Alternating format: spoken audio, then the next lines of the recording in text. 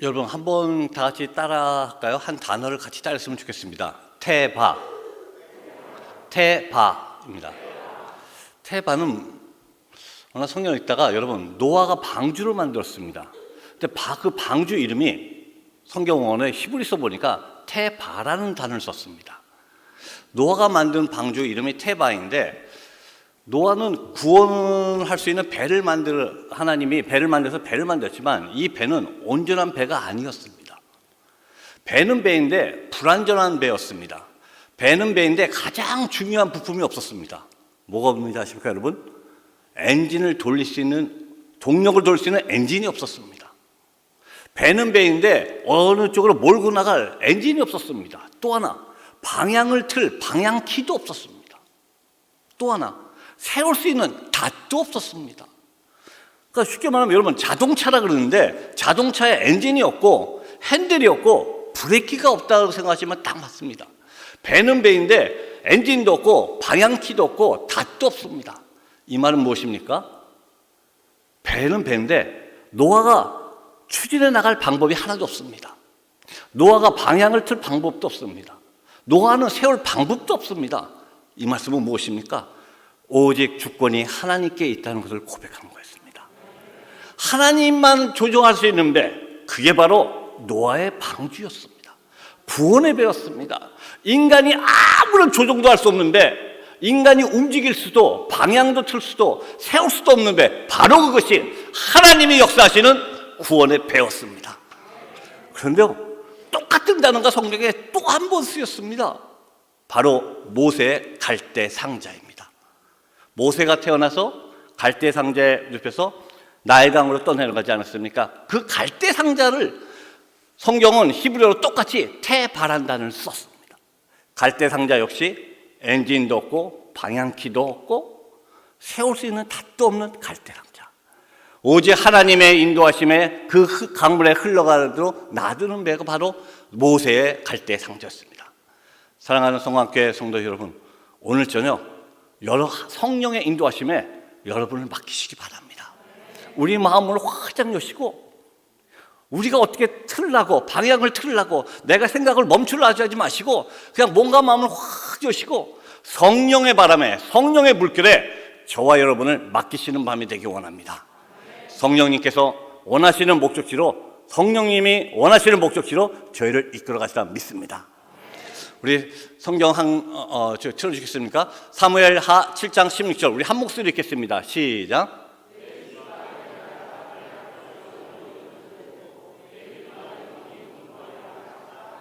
하나님이 우리에게 어마어마한 축복을 주셨습니다. 내 집과 내 나라가 내 앞에서 영원히 보존되고 내 위가 영원히 경고하리라 하셨다라면서 하나님께서 다윗에게 주신 축복입니다.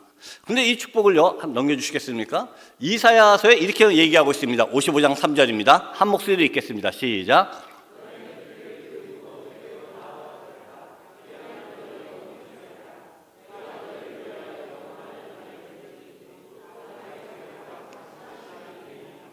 이사야 선지자가 저희들이 이렇게 얘기하죠. 너희는 귀를 기울이고 내게로 와서 들으라. 하나님 앞에 와서 들으라 그랬습니다. 하나님의 말씀을 들으라 그럽니다. 그리하면 뭐가 산다고요? 우리의 영혼이 산다고. 우리의 영혼이 살 수 있는 방법은 하나님 앞에 와서 말씀을 들을 때 우리의 영혼이 산다고 이사야 선지자는 얘기하고 있습니다. 그러시면서 약속을 주신 게 내가 너희를 위하여 영원한 약속을 맺으셨대요. 하나님이 인간에게 영원한 약속을 맺으셨는데 그게 바로 다윗에게 허락한 확실한 은혜라고 말씀하셨습니다. 하나님께서 다윗에게 확실하고 영원한 언약을 세우셨습니다. 그런데요, 넘겨주시겠습니까? 성경을 보시면 하나님이 이스라엘 백성에게 두 번에 걸쳐서 언약을 하셨습니다. 첫 번째 언약은 모세 때입니다. 모세가 시내산에 올라가서 40일 동안 기도하고 내려올 때 하나님이 모세에게 첫 번째 약속을 주셨습니다. 내가 이스라엘 백성을 축복하고 내가 이스라엘 백성을 내가 지키자고 약속을 주셨습니다. 내가 너희를 복을 주고 너희 이스라엘 백성을 내가 영영히 이끌어가겠다고 복을 주셨는데 모세에게 주셨을 때 축복에는 축복 다음에 조건이 붙습니다. 조건 뭐죠? 만일 내가 뭐뭐하면, 모세에게 하나님이 언약의 축복을 주셨는데 그 축복에는 조건부가 붙어요. 만일 내가 내 말을 순종하면 이러이러한 복을 받으리라. 그런데 만일 내가 내 말을 순종하지 않으면 이러이러한 저주를 받으라 하면서 하나님 우리에게 축복을 주셨는데 축복에는 조건이 들어가는 거죠. 마치 어떤 관계냐면요, 신랑과 신부의 관계 같습니다. 서로 막 사랑할 때는 아무 문제가 없지만 서로 마음이 안 맞고 마음이 안 맞고 서로 생각이 틀려서 갈라질 수도 있는 거. 언약은 언약인데 브레이크블 커버넌트였습니다. 깨질 수 있는 언약이었습니다. 그런데 만약 하나님께서 이 언약만 우리에게 주셨으면은 지금 이 시대에 우리는 여러분 레위기에 나오는 그 복잡한 여러 법규들 그것을 지키려고 저희는 노력하고 있어야 됩니다. 왜? 하나님이 축복을 주셨는데 만일에 들어가거든요. 내 말을 순종하지 않으면 이러이러한 저주를 받고 내 말을 순종하면 복을 받으라. 이 하나님 구약에 있는 그 많은 율법들을 우리가 지키려고 지금도 막 노력해야 되지만 축복을 받을까 말까 할 뻔했습니다. 그런데 놀랍게도 하나님은 두 번째로 다윗에게 어마어마한 축복을 주셨습니다. 다윗에게 네 집과 내 나라가 내 앞에서 영원히 보존하리라 하고 축복의 언약을 주셨는데 거기에는 조건부가 들어가지 않습니다. 놀랍게도 모세 때는 만일 내가 하는 말이 있었는데 다윗 때부터는 하나님께서 조건부가 없이 네 집과 내 나라가 내 앞에서 영원히 보존되고 내가 지키겠다고 하나님의 약속을 주셨습니다. 마치 어떠한 관계인 줄 아십니까? 부모와 자식의 같은 관계예요. 여러분, 혹시 여기 부모님들 혹시 자식이 아무리 말을 안 듣는다고 해서 자식을 바꾸실 수가 있습니까? 여기 계신 자녀분들 우리 부모가 너무 마음에 안 들어요. 하나님 부모 바꿔주세요. 바꿀 수가 있습니까? 바꿀 수 없는 unbreakable covenant, 도저히 깰 수 없는 언약. 한쪽이 서로가 사이가 좋든 안 좋든 이 관계는 도저히 깨질 수 없는 언약. 바로 이 언약이 하나님께서 다윗에게 주신 확실한 언약입니다. 그래서 이사야서는 다윗에게 하신 영원한 언약이라고 말씀하시면서 아무런 조건도 없이 네 집과 내 나라가 내가 영원히 보존하겠다 하는 하나님의 엄청난 축복을 저에게 주셨습니다. 오늘 그럼 왜 하나님께서 다윗 때부터, 왜 다윗 시대부터 왜 하나님의 마음이 바뀌셨을까요? 왜 하나님이 그전에는 조건부를 달아서 축복을 주셨는데 왜 다윗 때부터 하나님은 그 마음을 바꾸셨을까요? 우리 그 말씀을 오늘 함께 나누기 원합니다. 넘겨주시죠. 7장 1절입니다. 7장 1절 한 목소리 읽겠습니다. 시작. 네, 거기까지요. 7장 1절은 성경은 이렇게 시작합니다. 이스라엘 백성이 가나안 땅에 들어가서 모든 족속을 다 물리셨습니다. 그리고 평화가 왔을 때 바로 평화가 왔을 때 시점이 사무엘하 7장인데 1절에 이렇게 시작합니다. 여호와께서 사방의 모든 대적을 파하사. 여러분, 이 문장의 주어가 누구십니까? 여호와입니다. 싸움은 누가 했습니까? 이스라엘 백성이 했습니다. 그런데 성경은 이스라엘 백성이 싸웠다는 얘기가 안 하고 여호와께서 모든 대적을 파했다 그럽니다. 바로 테바. 우리가 한 것이 아니라 하나님의 움직임, 하나님께서 주권을 가지고 일하셨다는 거 성경은 고백하고 있습니다. 그리고 우리 2절 계속 읽겠습니다. 왕이 선지자에게 시작.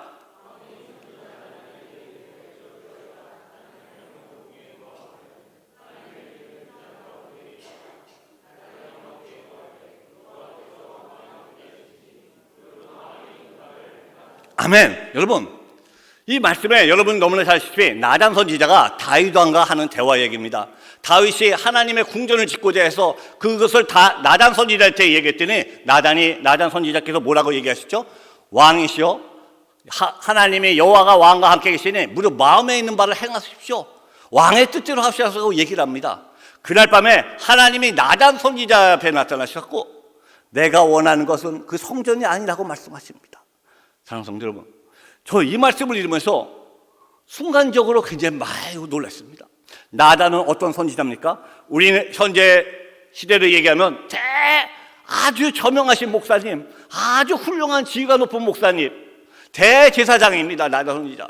그런데 나단이 다윗 왕이 얘기했을 때 뭐라 그랬죠? 마음에 있는 뜻을 행하시옵소서. 하나님의 뜻은 그것이 아니었는데 나단 선지자는 왕의 뜻대로 하라고 다윗에게 순종하는 것을 보았습니다. 사랑하는 성도 여러분, 이 말씀은 무엇입니까? 아무리 목사고 선교사고 아무리 장로님이고 권사님이라도 어떠한 일을 결정할 때 하나님의 뜻을 구하지 않았더니, 하나님께 먼저 기도해서 구하지 않았더니, 바로 나단 선지자가 하나님 왕의 다윗 왕을 들었을 때 하나님께 먼저 기도하면서 하나님의 뜻이 무엇인지 구하지 않았기 때문에 하나님의 뜻을 무시하고 왕의 뜻대로 하라는 말을 실수하는 모습을 보았습니다. 사랑하는 성도 여러분, 어떤 일을 결정하실 때 사람의 뜻을 따르지 마시고 먼저 하나님께 여쭙는 저와 여러분 되기 바랍니다. 하나님의 뜻이 무엇인지 먼저 강구하는 저와 여러분 되기 바랍니다. 여러분이 어떤 일을 결정하실 때, 상의할 때 주위 사람만 얘기를 듣고 뜻대로 하십시오 하지 말고 먼저 그 뜻이 정말 하나님의 뜻인지 무릎 꿇고 주님 앞에 기도함으로써 하나님의 음성, 하나님의 뜻을 분별하시는 저와 여러분 되기 바랍니다. 하나님께서 나단 선지자에게 나타나서 내가 원하는 건 그것이 아니다. 내가 언제 나보고 너희들 보고 궁전지라 그러냐 하시는 말씀을 하셨습니다. 넘겨주시죠. 그러시면서 사무엘하 7장 2절부터 11절 보면 한 단어가 또 3번이 나옵니다. 히브리어로 바이트라는 뜻인데, 바이트라는 단어인데 집이란 뜻입니다. 근데 2절과 5절과 11절에 나오면서 뜻이 점점 커지는 걸 보여줍니다. 똑같은 단어가 3번을 반복하면서 맨 처음에는 팔레스, 왕궁이었고 그 다음에는 성전, 그 다음에는 왕조, 뜻이 점점 커집니다. 사랑하는 성도 여러분, 하나님의 나라는 처음에 시작은 미약한 것 같지만 날이 가면 갈수록 점점 커지고 있으심을 믿으시기 바랍니다. 하나님의 나라에는 제한이 없음을 믿으시기 바랍니다.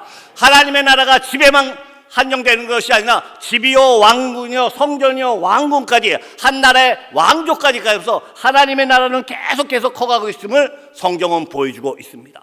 그리고 더욱 놀라운 것은 7장 14절부터 16절 보면 하나님이 우리에게 약속을 하시는데 내와 내 집을 내가 영원히 보존하겠다는 약속을 하시면서 영원이라는 단어를 무려 3번이나 반복하셨습니다.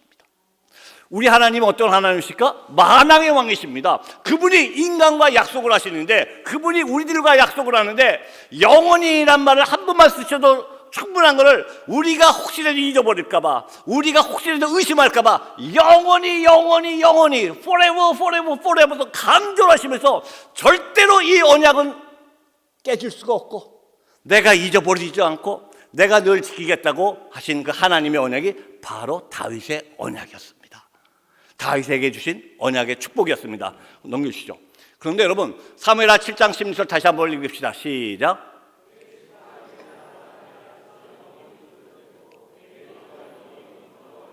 아멘.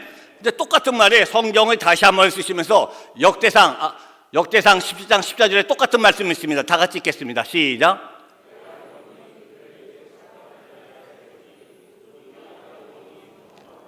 아멘. 여러분, 똑같은 말씀인데 놀랍게도 성경은 두 단어를 대조해서 쓰고 있습니다.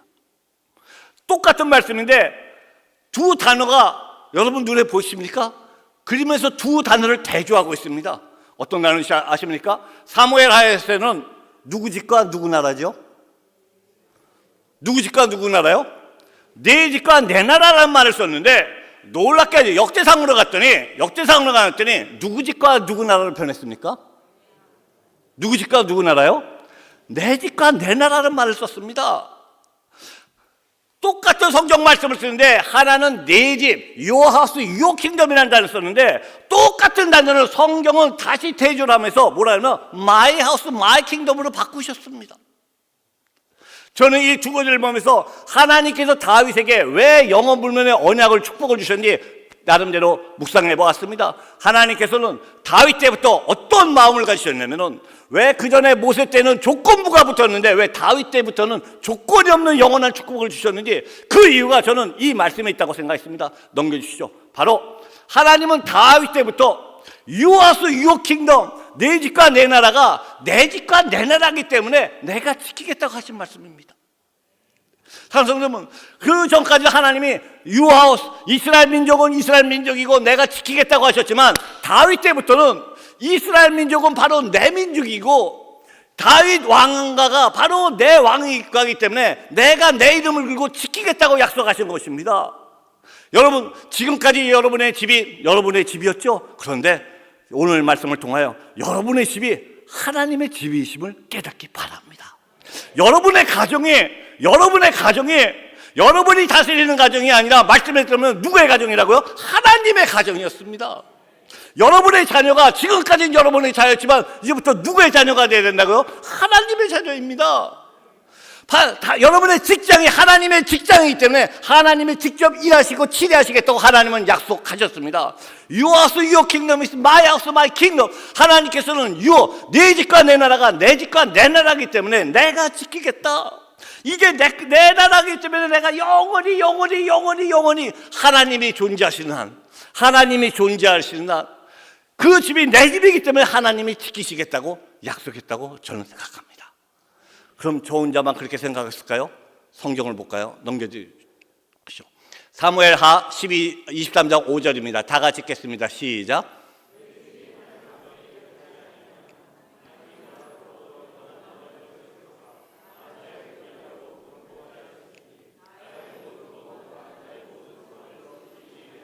아멘. 다윗 왕께서 돌아가시기 전에 마지막으로 유언하시는 말씀입니다. 하나님께서 나로 영원한 언약을 세웠다고 다윗은 깨닫기 시작했습니다. 다윗 나라가 하나님의 나라였고 다윗의 백성이 하나님의 백성이라서 하나님이 지키시겠다고 그 마음을 다윗은 깨닫기 시작해서 하나님께서 모든 것을 이루어졌다고 고백했습니다. 그리고 역대상 28장 5절을 읽읍시다. 시작.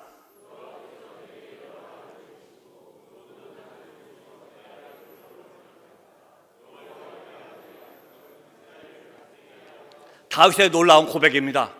내 아들 솔로몬을 택하사 어느 나라의 왕으로 세우셨다고요? 어느 나라의 왕이라고요? 다윗이 고백합니다. 여호와의 나라 위에 내 아들을 세우셨다고 말씀하십니다.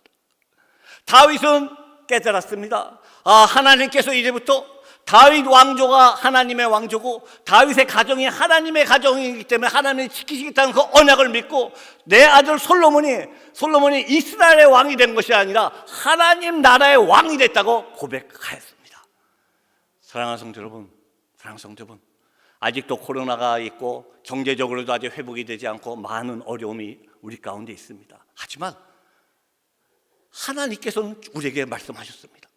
지금 네가 있는 곳이 내가 있는 곳이고 네가 일하는 곳이 내가 일하는 곳이고 너희 자녀가 내 자녀이고 너희 가정이 내 가정이고 너희 교회가 내 교회이기 때문에 내가 지키겠다.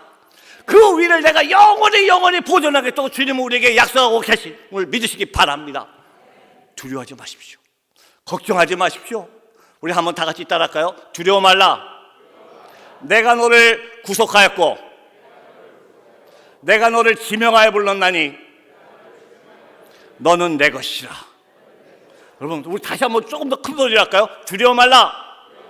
내가 너를 구속하였고 내가 너를 지명하여 불렀나니 너는 내 것이라. 아멘. 여러분 다윗 왕조부터 주님은 말씀하십니다. 네 집과 내 나라가 내 집과 내 나라 때문에 내가 지키겠다. 너는 바로 내 것이 되었다. 그러면 내가 지키겠다고 주님은 말씀하십니다. 우리 모두가 하나님의 것이 되기 때문에 하나님의 소유가 되기 때문에 주인이신 하나님이 하나님의 명예, 본인의 명예를 거르시고 내 집과 내 나라를 내가 영원히 다스리겠다고 하나님은 말씀하고 믿으시기 바랍니다. 잠시 인도네시아 얘기를 하겠습니다. 넘겨주시죠. 제가 인도네시아에서 사역하고 있는 순바섬이라는 곳입니다. 순바섬은 아주 척박한 땅이었습니다. 물이 없고 식수가 없어서 마실 물도 없고 식량도 없고 학교도 없고 병원도 없고 인터넷도 없고 전기도 없는 마을들이었습니다. 여러분, 마을들이었습니다. 그런데 이 척박한 땅도 하나님의 나라였습니다. 이 척박한 땅도 하나님의 나라이기 때문에 하나님이 일하기 시작하셨습니다. 넘겨주시죠. 순바섬에는 저희가 맨 처음에 이 마을을 개척하러 들어갔을 때 우연히 한 집을 들어갔더니 한 집에 시신을 4군을 모시고 있더라고요. 보이세요? 시신이 하루 이틀 된 것도 아니고 11년, 6년, 5년, 3년 된 시신을 집에다 놓고 아침, 점심, 저녁으로 밥을 갖다 주는 마을들입니다. 사람은 사람인데 복음을 한 번도 들어보지 못하고 조상대전에는 악습에서 살고 있는 이런 마을이었지만 이곳도 하나님의 나라였습니다. 넘겨주시죠. 우연한 기회에 한 장례식이 있었습니다. 그 장례식을 저희가 구경하고 있는데 살아있는 말을 붙잡아 오더라고요. 살아있는 말을 붙잡아서 사방에서 붙잡고 큰 칼로 난도질을 해서 죽여버립니다.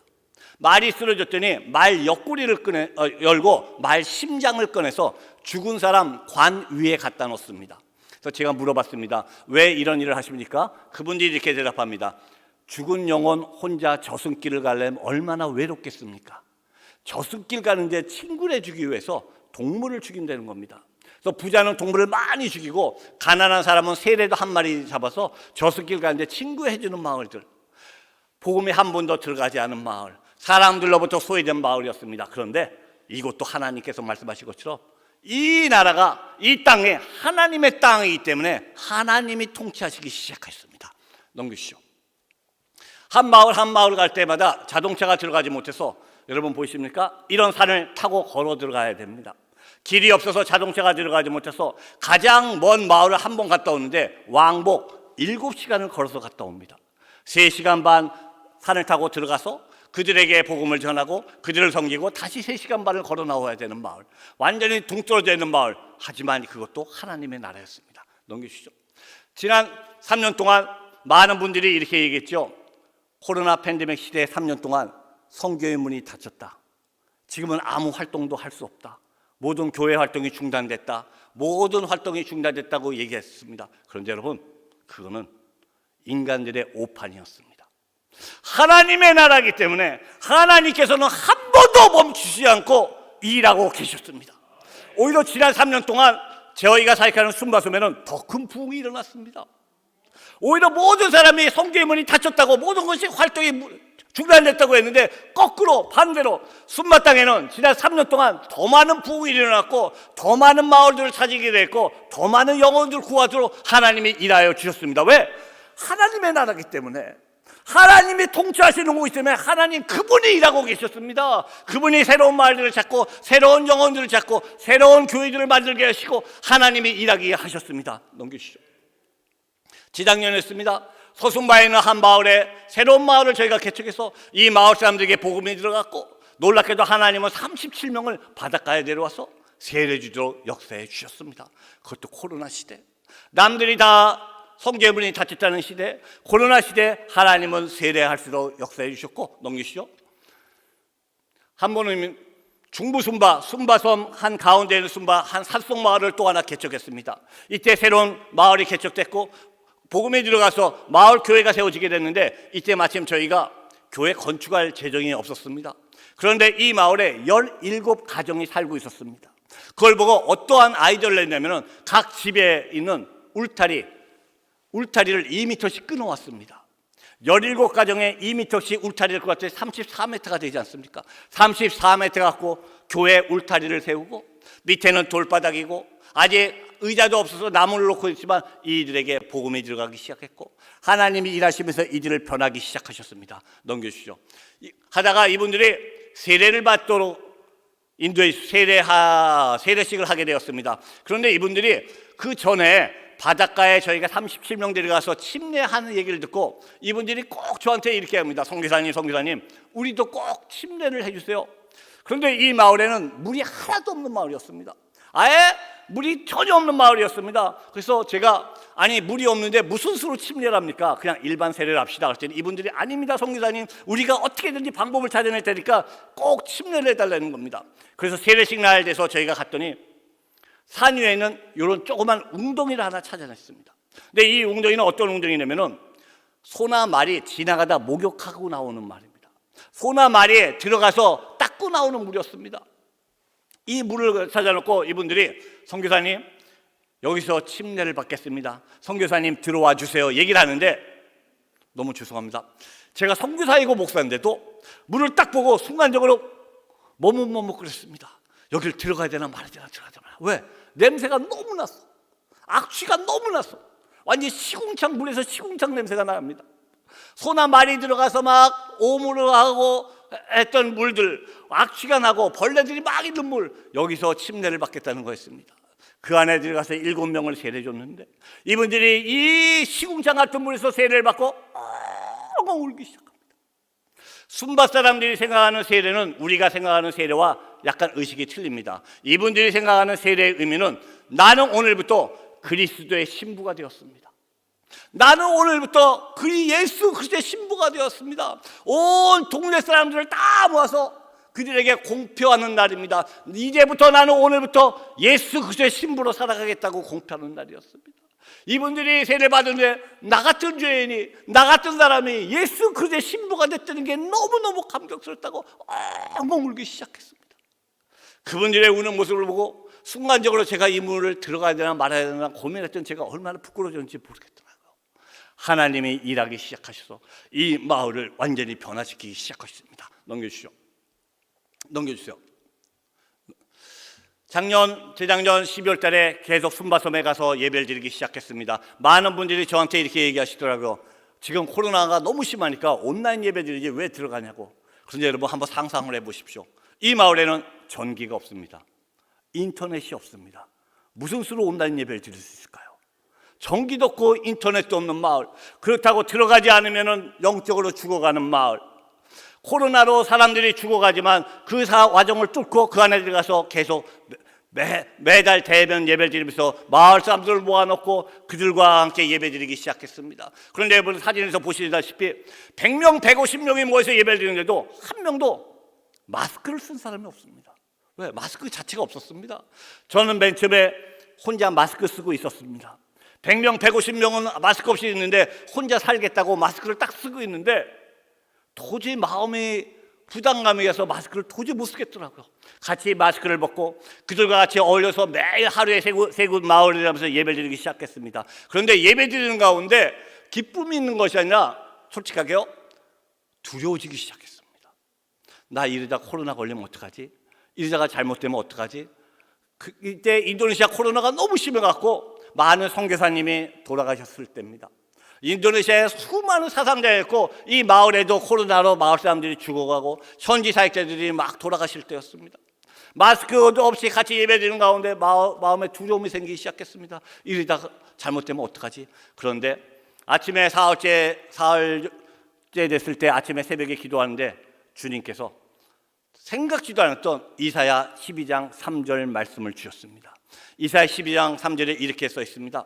그러므로 너희가 오늘도 기쁨으로 구원의 우물들에서 물을 기르리로다. 그래서 제가 성경 기도 끝난 후에 성경을 막 찾아봤습니다. 12장 2절에 이렇게 되어 있더라고요. 여호와는 나의 산성이고 나의 찬송이요 나의 구원이니 내가 그를 의지하고 나아갑니다. 그랬더니 3절에 그러므로 너희가 오늘도 기쁨으로 구원의 우물들에서 물을 기르로다. 이 말씀은 무엇입니까? 아직 세상에 코로나 시대에 있고 많은 어려움이 있지만 우리가 주님을 의지하고 나아갈 때 주님께서는 저와 여러분을 통해서 오늘도 구원하고자 하는 영혼들을 모아놓으셨습니다. 하나님이 구원하고자 하는 영혼들을 모아놓으신 구원의 우물들이 있는데 그 구원의 우물들에서 우리가 기쁨으로 그 영혼들을 추수하게 된다는 말씀이었습니다. 사랑하는 성도 여러분, 아직 많은 우리 주위에 어려움이 있지만 주님을 의지하시고 주님 말씀을 많은 분에게 서로 더욱 증거하시는 저와 여러분 되기 바랍니다. 반드시 주님께서 오늘도 저와 여러분을 통하여 구원하실 영혼들을 붙여주시고 그 영혼들을 저와 여러분을 통하여 얻게 되리라 믿습니다.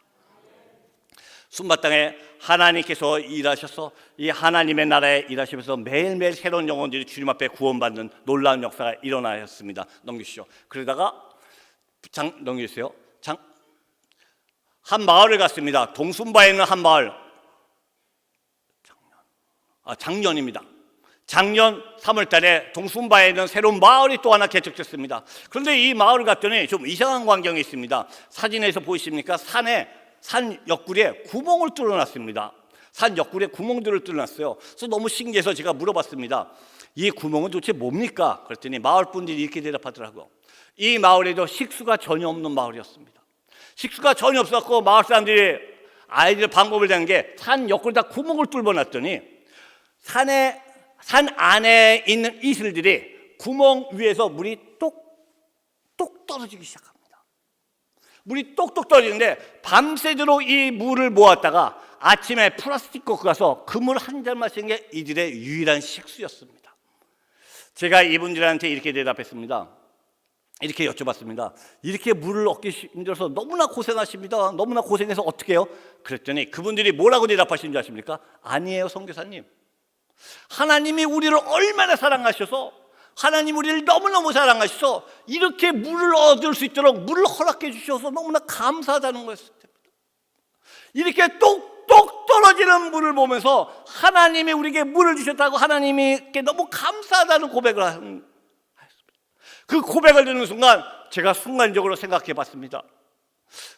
만일 내가 이런 상황이면 정말 나도 감사할 수 있을까? 정말 나도 감사할 수 있을까? 그러면서 생각해 봤는데, 저는 여태까지 평생 살면서 수도꼭지 틀었는데 물이 콸콸 나오는 거 보고 감사해 본 적이 한 번도 없었습니다. 수도꼭지 틀면 물이 콱콱 쏟아지는 물을 보고 하나님 물 주셔서 감사합니다, 이 감사하다는 말을 한 번도 해본 적이 없었습니다. 그런데 이분들은 똑똑 떨어지는 물을 보고 그 물이 하나님이 주셔서 너무 감사하다는 감사의 고백을 들으면서 얼마나 부끄러워졌는지 모르겠습니다. 사랑하는 성도 여러분, 하나님은 우리에게, 성경은 우리에게 범사에 감사라고 얘기하고 있는데, 우리가 감사하라 그러면은 감사할 큰 것들을 찾기 시작합니다. 내가 감사할 제목이 뭐가 있지? 뭐가 감사하지? 막 큰 것들을 찾기 시작합니다. 그런데 여러분, 사실 오늘 여러분이 이 시간 이 자리에 있는 것 자체도 감사하시기 바랍니다. 우리에게 호흡 주시고 내가 찬양할 수 있도록 인도하신 분도 그것도 감사하고, 수도꼭지 들면 물이 팔팔 쏟아지는 것도 정말 감사하고, 오늘 밤 자고 내일 아침에 깨워주는 것도 감사하고, 모든 일에 감사가 정말 하나님 앞에 감사해야 되는데, 때때로 우리는 너무나 많은 것을 가지고 있어서, 너무나 많은 것을 가지고 있어서 진정으로 주님 앞에 감사해야 될 감사의 거리를 너무나 많이 놓치고 있다는 것을 제가 깨닫고 너무너무 부끄러워졌습니다. 이 마을에 들어가서 복음을 전하기 시작했습니다. 그리고 저희가 교회를 건축하기 시작했습니다. 작년 9월이었습니다. 이 마을에 갔더니 교회 건축이 진행되다가 중단이 됐습니다. 그래서 제가 물어봤습니다. 왜 교회 건축이 중단됐습니까? 마을 사람들 일부가 와서 교회 건축을 방해하기 시작했답니다. 돌을 집어던지고 마을 차가 못 들어오게 막고 막 방해해서 건축이 진행되다가 중단되고 진행되다가 중단되고를 반복하고 있었습니다. 그래서 제가 아는 모든 분께 이 마을의 이름을 드리면서 영적 기도에 승리할 수 있도록 기도 요청을 했습니다. 그리고 작년 12월에 들어가서 교회 이제 지붕까지 해서 처음으로 이 마을 첫 번째 성탄 예배를 드리게 됐습니다. 이렇게 성탄 예배를 드리고 제가 설교하고 있는데 갑자기 문이 딱 열리면서 교회 건축을 가장 심하게 반대했던 주동자분이, 가장 극심하게 교회 건축을 못하게 방해했던 주동자분이 뚜벅뚜벅 들어오는 것입니다. 제가 그분이 들어오는 걸 보고 깜짝 놀랐습니다. 성도님들도 깜짝 놀란 겁니다. 아니, 이 사람이 왜 왔지? 와서 무슨 해코지 하려고 그러지? 무서워지기 시작했습니다. 제가 나중에 그분한테 물어봤습니다. 왜 우리가 초청도 하지 않았는데 오셨냐고. 그분이 이렇게 대답하더라고요. 도대체 기독교인들이 뭐 때문에 이 건물을 그렇게 우리가 방해해도 하려고 그랬는지, 도대체 이 안에서 무슨 짓거리들을 하려고 그랬는지 그게 궁금해서 왔답니다. 도대체 이 안에서 뭘 하는지 너무 궁금해서 왔답니다.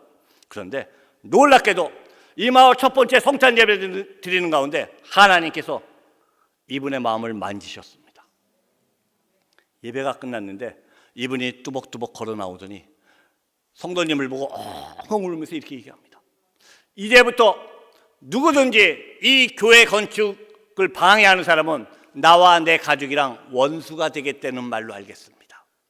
누구든지 이 교회 건축을 방해하면 나와 내 가족이랑 싸우겠다는 말로 알겠습니다. 그러면서 제 손을 꼭 붙잡고, 아직 예배라는 단어도 모르니까 뭐라 그러시면은, 미스터 함, 이 안에서 하는 행사가 이렇게 아름다운 행사였군요. 너무너무 이 행사가 아름답습니다. 그분이 12월 달에 울면서 고백했습니다. 그리고 이 마을에 올해 3월 달에 들어가서 하나님께서 17명 세례를 주도록 인도해 주셨습니다. 왜? 하나님의 나라기 때문에. 그분이 통치하시는 나라, 그분이 네 집과 내 나라를 영원히 보존하겠다는 바로 그분이 일하시는 것이 있기 때문에 하나님께서는 이 일을 변화시키기 시작하셨습니다. 넘겨주시죠. 올해였습니다. 작년 4월 달에 인도네시아 숨바섬에 큰 재난이 있었습니다. 큰 폭풍, 강풍, 홍수가 나서 막 큰 다리가 떠내려가고 산들이 무너져서 저희 있는 성도님들 생사가 확인 안 될 정도였습니다. 모든 것이 막 무너지고 저희 교회도 6개가 완전히 무너졌습니다. 아주 어마어마한 자연재해가 일어났습니다. 그래서 저희가 그 교회 무너진 교회 다시 복원하기 위해서, 다시 재건하기 위해서 굉장히 저희가 노력하고 있을 때 한국에 있는 한 집사님이 저한테 전화가 딱 왔습니다. 선교사님, 제가 순바섬에 교회 하나 봉헌하고 싶습니다. 그래서 제가 뭐라 했냐면요, 집사님 너무너무 감사합니다. 지금 안 그래도 교회가 6개가 무너져갖고 교회 6개 다시 건축하는데 지금 어마어마한 재정이 들어가고 너무 힘이 들어요. 집사님께서 도와주시면 너무너무 감사하죠. 그랬더니 그 집사님이 저한테 뭐라 그러냐면은, 아니에요 선교사님, 죄송한데 저는 그 무너진 교회가 아니라 새로운 교회를 좀 해주세요. 그래서 제가 다시 설명했습니다. 지금 새로운 교회 찾을 때도 없고 찾을 여력도 없고 찾을 시간도 없고 지금 이거 먼저 해야 되니까 먼저 이쪽에 쓸게요. 딴 때 같으면은 그 집사님이 선교사님 좋은데 뜻대로 하십시오 할 텐데 고집을 부리시는 거예요. 아니에요, 저는 꼭 새 교회를 해주세요. 제가 전화하면서 좀 섭섭했습니다. 그래서 전화를 끊고 안 되겠다, 이 후원은 이번에 받지 말아야겠다. 도저히 그때는 새로운 교회 건축할 때는 찾을 여력도 안 되고 힘도 없을 때입니다. 도저히 상황이 안 될 때요. 그래갖고 완전히 포기했습니다. 그리고 작년 4월에 순바섬에 들어가서 계속 그 무너진 교회들 건축하는 거 다시 막 사역하고 있는 가운데 어느 날 한 현지 마을에서 현지 목사님이랑 식사를 하고 있는데 이 목사님이 갑자기 제 옆에 오더니 뭐라 그러시면은, 미스터 함, 이 마을에서 15km 떨어진 새로운 마을이 있었는데 본인이 2년 전에 새로 개척을 하셨답니다.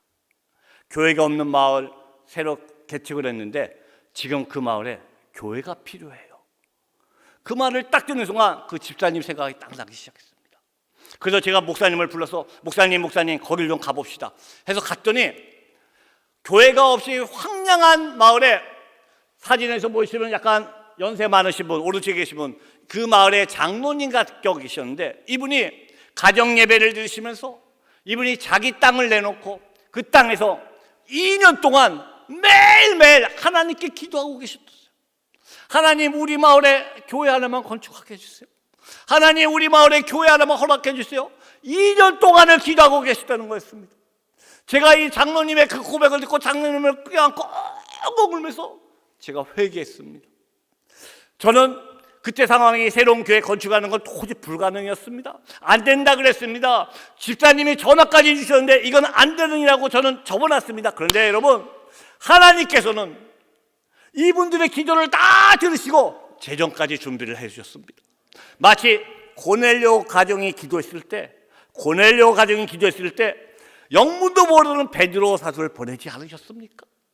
여러분, 하나님은 이분들의 기도를 듣고 다 재정까지 준비했는데 막상 목사하고 선교사인 제가 하나님의 뜻을 구하지 않았더니 전 인간적으로 판단을 했죠. 이거는 되는 일, 이건 안 되는 일. 하나님의 일을 자꾸 제한하기 시작했더라고요. 사랑하는 성도 여러분, 하나님의 일은 제한이 없음을 믿으시기 바랍니다. 하나님께서 원하시니, 하나님이 말씀하시면 그것이 이해가 되든 안 되든 먼저 순종하시는 저와 여러분 되기 바랍니다.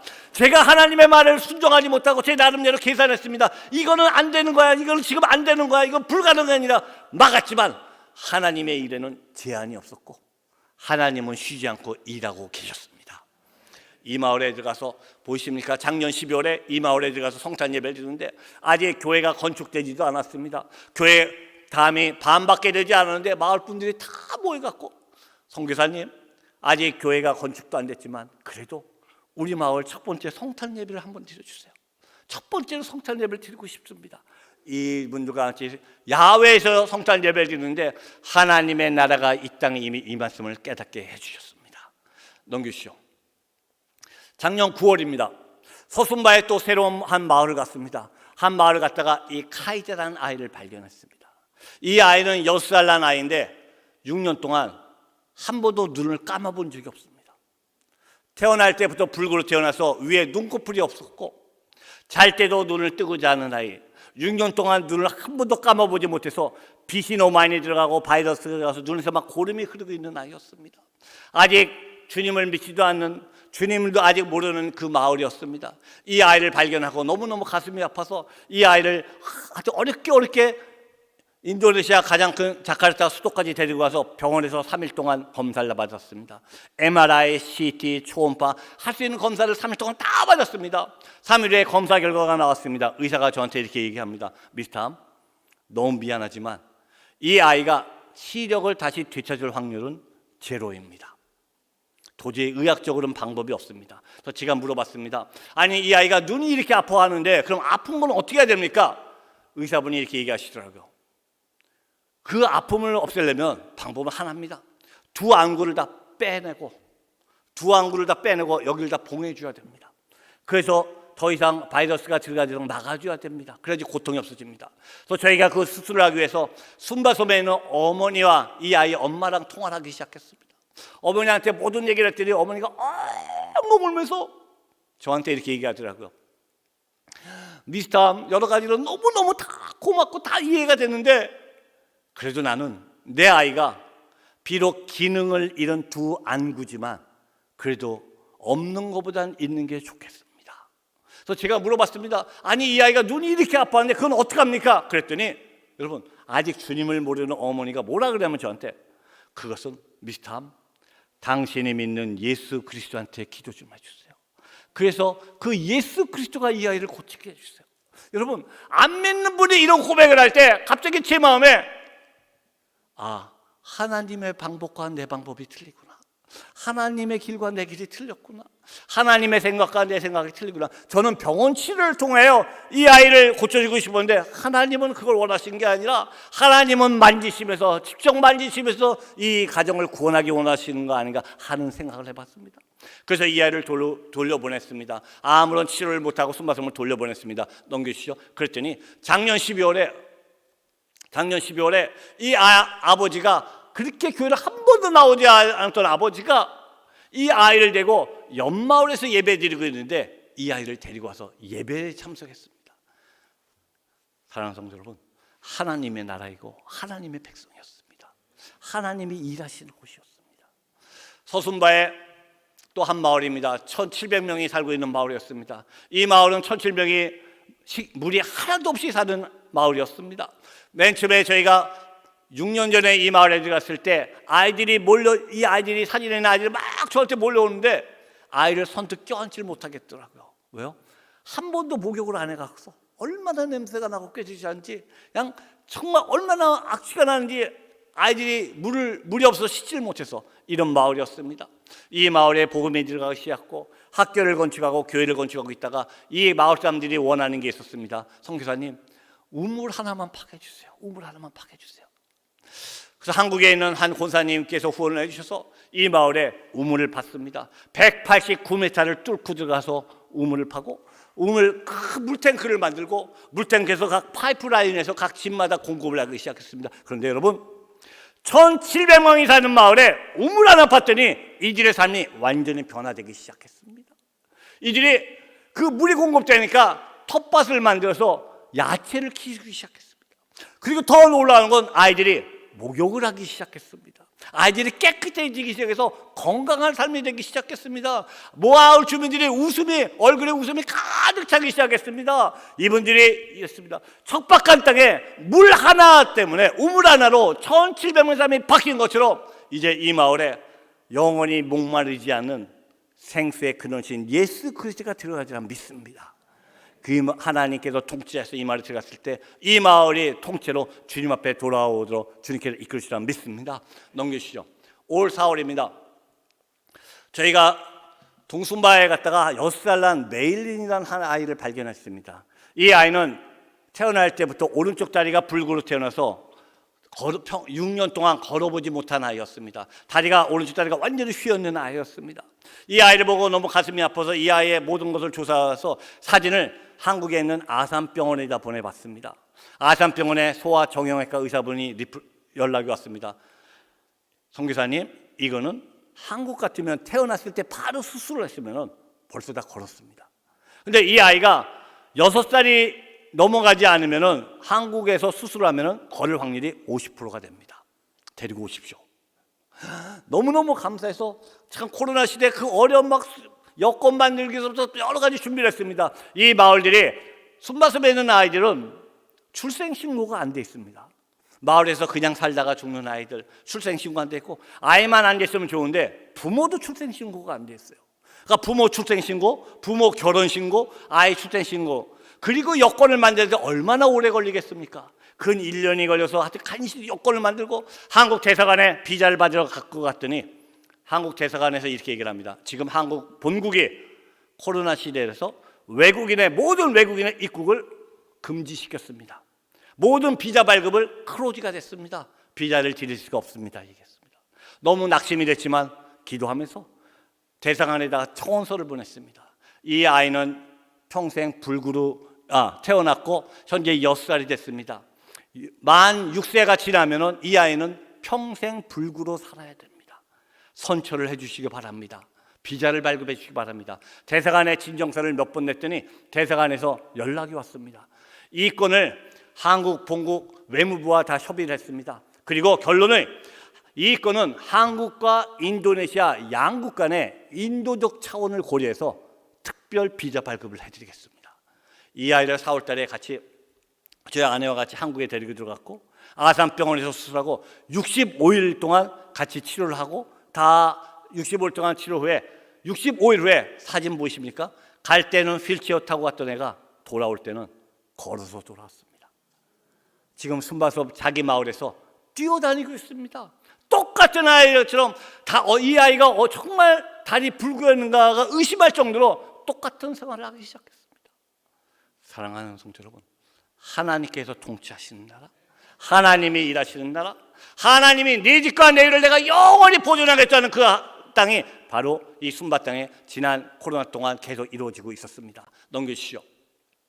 저희가 사역하고 있는 자카르타의 한세님 마을입니다. 이 한세님 분들은 다 이슬람 분들이에요. 비록 이슬람 분들이 있고 한세님 분들이지만 이분들도 하나님의 백성이었습니다.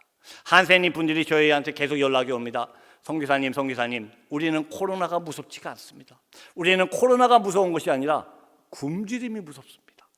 이분들은 길거리에서 구걸하시는 분들입니다. 길거리에서 구걸하다가 낮에는 뜨거운 복수가 차서 아스팔트에서 구걸하다가 뜨거운 복수가 차서 돌아가시고, 밤에는 구걸하다가 자동차에 치여서 죽으시면 그냥 쓰레기장에 버리시는 분들이에요.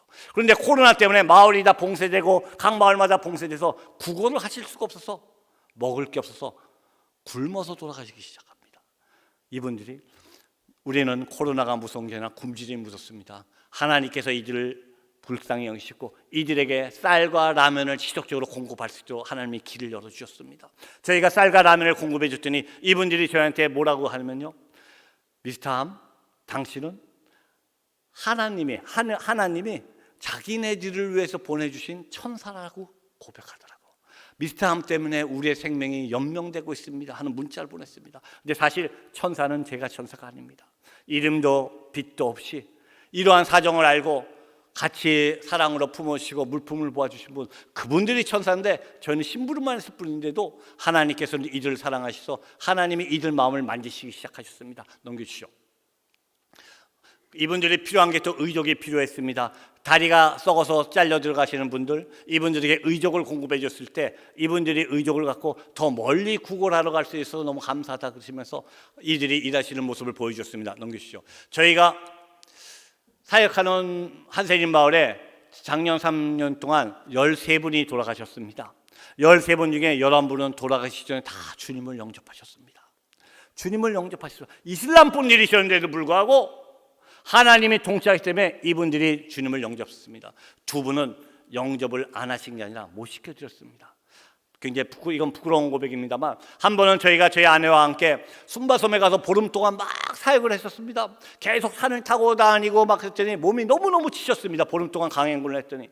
그런데 일정이 맞지 않아서 바로 순바섬에서 비행기를 타고 착각 들어서 한세님 마을 사역하러 바로 들어갔습니다.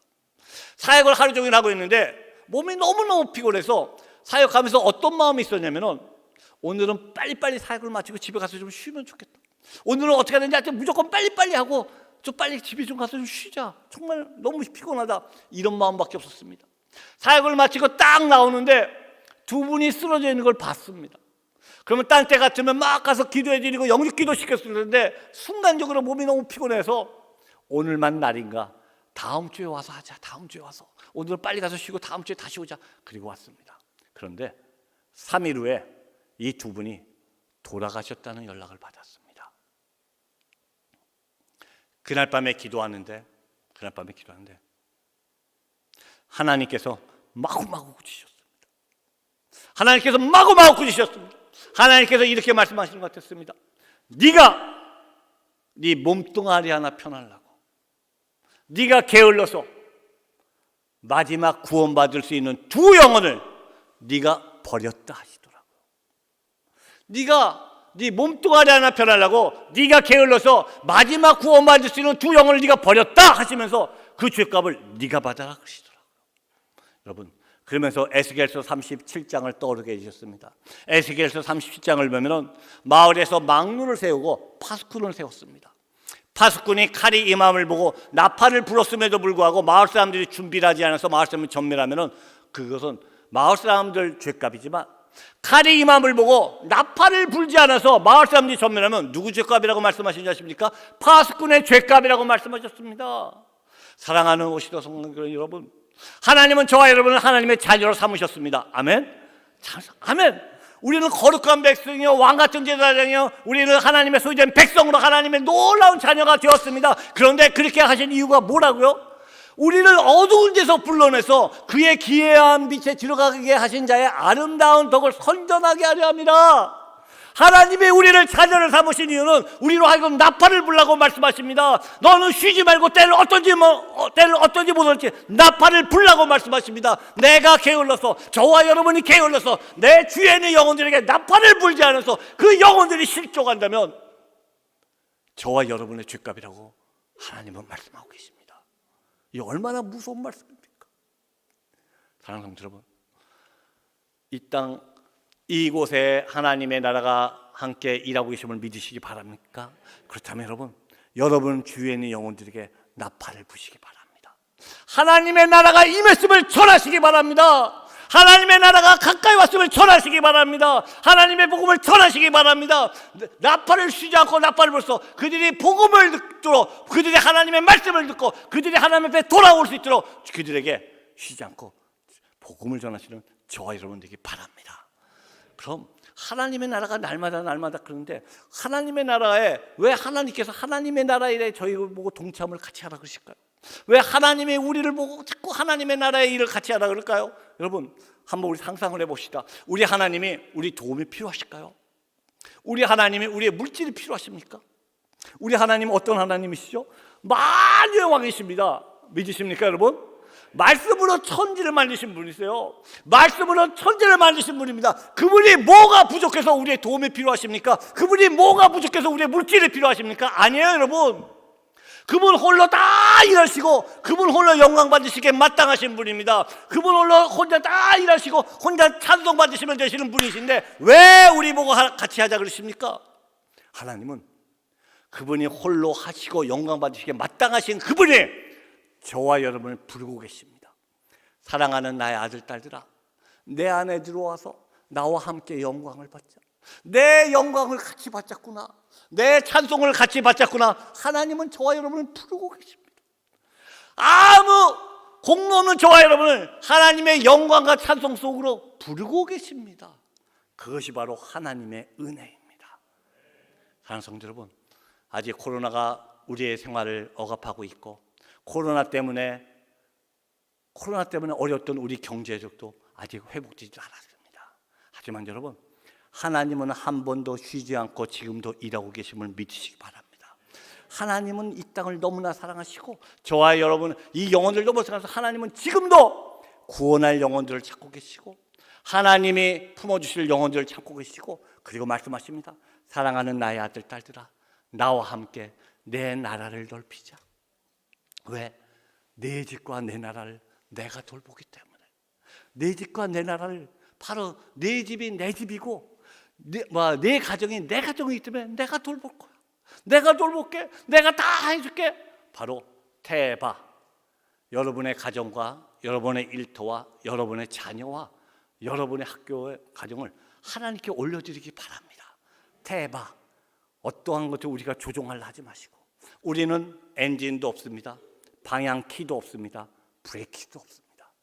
그냥 성령님께 맡기시는 저와 여러분 되기 바랍니다.